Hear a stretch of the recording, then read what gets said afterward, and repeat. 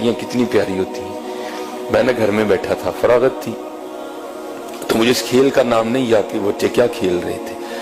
وہ کو پرچیاں ڈالی تھیں, ایک پرچی پہ لکھا تھا بادشاہ, ایک پہ لکھا تھا وزیر, ایک پہ لکھا تھا قاضی, اور ایک پہ لکھا تھا چور.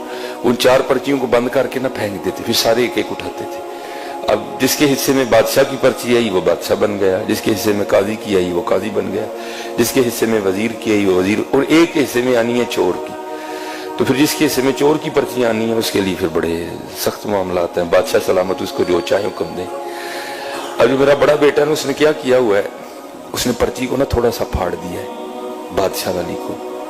تو بیٹیوں کو نہیں پتا چل رہا کہ بڑا بھائی ہمارے ساتھ کیا کر رہا ہے, تو وہ بار بار بادشاہ بن رہا ہے. وہ بیچاری کبھی کوئی چور بن رہی ہے, کبھی وہ کسی کو کہہ رہا ہے میری جوتی پالش کرو, کسی کو کہہ رہا ہے. میں بیٹھا دیکھ رہا ہوں سارا. میں نے کہا یار ایک ہی کرنا ہے. میں نے کہا جی مجھے بھی کھلاؤ. ایک کو ڈراپ کر دیا, تو پھر وہی والا کام میں نے کیا. میں نے پرچی تو نہیں پھاڑی, لیکن میں نے بادشاہ والی پرچی پہ نا پین سے نشان لگا دیا. اب 2-4 بار بادشاہ بن کے میں نے اسے خوب کام کروایا. تو میں نے کہا چل یار ہوں بچیاں بھی بادشاہ بنائیے. تو میں نے اپنی بڑی بیٹی کو کہا کہ یہ جس پہ نشان لگا نا تو نے یہ پرچی اٹھانی ہے. اب بادشاہ والی اس نے اٹھا لی, تو میرے حصے میں آ گئی چور والی پرچی. اب سب نے بتانا تھا کہ کیا پرچی آئی ہے, تو سب نے بتایا.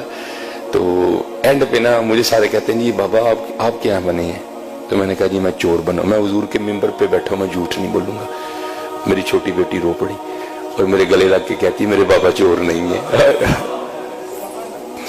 میرے گلے لگ کے رو پڑی. خدا ممبر پہ بیٹھا ہوں حضور کے, میں جھوٹ نہیں بول رہا. حالانکہ میں ایسی باتیں نہیں سناتا, یہ آپ کی دلجوئی کے لیے سنا رہا ہوں کہ بیٹیوں کے لیے کبھی ایسا فکرہ نہیں بولنا. یہ رحمت ہوتی ہے. میں ممبر پہ بیٹھا کہہ رہا ہوں, میرا اللہ گواہ اس بات کا. ہاں میں ایسی باتیں نہیں سناتا. وہ میرے ساتھ لگ کے نہ رو پڑی, حقیقتاً رو پڑی, اور کہتی میرے بابا چور نہیں ہے. یہ رحمت ہے. بیٹیوں سے محبت کروا دیں.